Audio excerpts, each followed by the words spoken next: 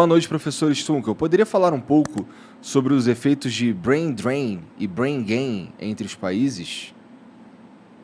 Não sei que porra é essa. Essa é a atração de talentos, né? Brain drain é perda de talentos. É um tema realmente interessante porque tem cada vez mais uma competição por pessoas altamente qualificadas, sobretudo em áreas tecnológicas. Então, cada vez mais países estão buscando atrair de maneira seletiva migrantes de fora, oferecendo oportunidades de pesquisa, bolsas e tal. E muitos acham que isso vai dar uma vantagem estratégica a longo prazo aos Estados Unidos no confronto contra a China, porque, apesar de todos os seus problemas, os Estados Unidos têm uma capacidade de atração de talentos que é infinitamente maior do que da China. É difícil ser um cara, um cientista, sei lá, da Romênia, assim, ou da Alemanha. Você vai se mudar para a China para trabalhar numa empresa lá, pode até ser, mas a vasta maioria acaba indo nos principais centros de pesquisa dos Estados Unidos. Agora, muitos países se aproveitam da perda de... Né, brain drain é como se fosse uma perda de cérebros. Aqui no Brasil, né, tem uma alta histórica de emigração no Brasil acontecendo agora. Você tem milhões de brasileiros lá fora. E muitos centros de pesquisa lá fora fazem a festa, porque absorvem essas pessoas que talvez nunca vão voltar, né? Mas eu acho que isso pode ter um ponto positivo, sabia? Porque se for para pensar, vai ter milhões de brasileiros em altas posições da elite intelectual no mundo todo, tá ligado? A pergunta é, esse cara estando lá, tá, muitas vezes recebendo o passaporte do país em questão, ele ainda vai de alguma forma ser um asset estratégico ou não? Em alguns casos, sim. Tem um caso incrível da Índia. O governo indiano trata qualquer indiano que mora no exterior como vamos dizer, um representante do governo e mobiliza essas pessoas, entra em contato. Então, a Índia, por exemplo, foi quando teve um surto de Covid. Naquela época, no ano passado, o governo americano tinha um bloqueio que impossibilitava a exportação de vacinas, porque ainda havia necessidade de vacinar a população interna. Mas a Índia precisava da vacina. Então, a Índia mobilizou a diáspora indiana em uma questão de dias. O governo americano deu uma exceção para que vacinas pudessem ser enviadas diretamente aos chineses. Então, se o governo brasileiro aproveitar dessas pessoas, ótimo.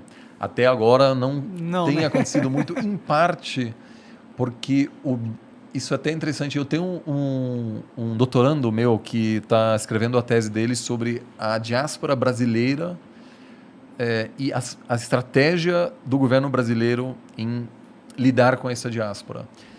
E ele faz muita entrevista, ele está no meio ainda desse projeto, mas muito brasileiro que está nos Estados Unidos, ou, por exemplo, não está legalizado, então essa pessoa não vai se sentir à vontade para ligar no deputado federal e dizer, eu quero isso e tal, porque a pessoa vai dizer, qual o seu nome, onde você mora e tal.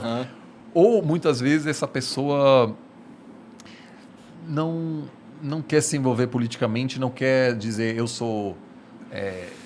Brazilian American, uma coisa assim. Os indianos que vivem nos Estados Unidos muitas vezes têm orgulho de ter origem indiana. E muitos brasileiros que o meu doutorando entrevistou acabam se integrando tão bem que eles até fogem da origem. Eu não quero julgar, assim, eu acho uma coisa... cada um deve decidir como quiser, mas muitos viram americanos rapidamente. Pode crer. É que, tipo, pra mim, se eu fosse mudar pra lá, depois de ter vindo 30 anos aqui, eu não consigo largar de ser brasileiro, né? Não tem, tipo, algo que faz parte do que eu vivi, não tem como só tirar de mim, entendeu? Eu acho. Eu gosto de acreditar que esses caras, na hora, se o Brasil tivesse numa merda, e eles iam fazer alguma coisa. Eu posso estar dando muito crédito à humanidade, né? Eu sempre achei que o Itamaraty não aproveita muito dessas pessoas. Não tem um registro muito detalhado. O Bolsonaro chegou a dizer que o imigrante brasileiro nos Estados Unidos não sei, falou que não trabalha direito, uma coisa assim, que era um aceno ao Trump, que obviamente tem uma postura anti-migrante.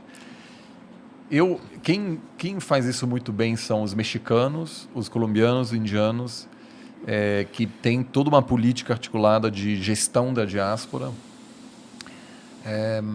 O Brasil faz isso um pouco no Líbano, né?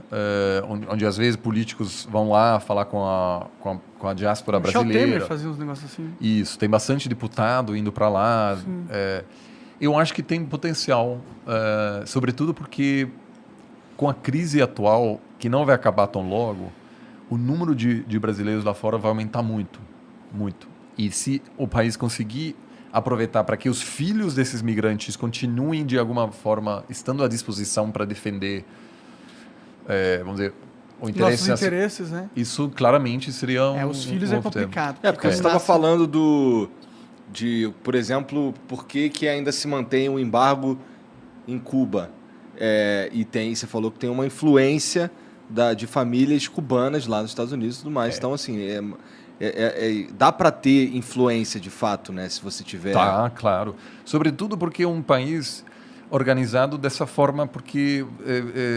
vamos ver, no Brasil isso seria muito mais difícil, assim, porque a eleição nos Estados Unidos acontece por estados. Então, se tem uma migração concentrada nesse estado, é muito mais fácil começar a ter influência política. Aqui é mais complicado. Aqui seria mais complicado. Mas tem uma concentração grande de brasileiros em Massachusetts, tá? Perto de Boston, Framingham, é incrível, assim. Eu fui uma vez, assim, você vai num supermercado, você só ouve português, assim, que loucura. incrível. Tem artista que vai para lá, faz show e é gigante, assim. Flórida também muito grande. Boston também. Assim, todas essas regiões. Eu acho que teria como fazer algo mais organizado. Mais sem dúvida.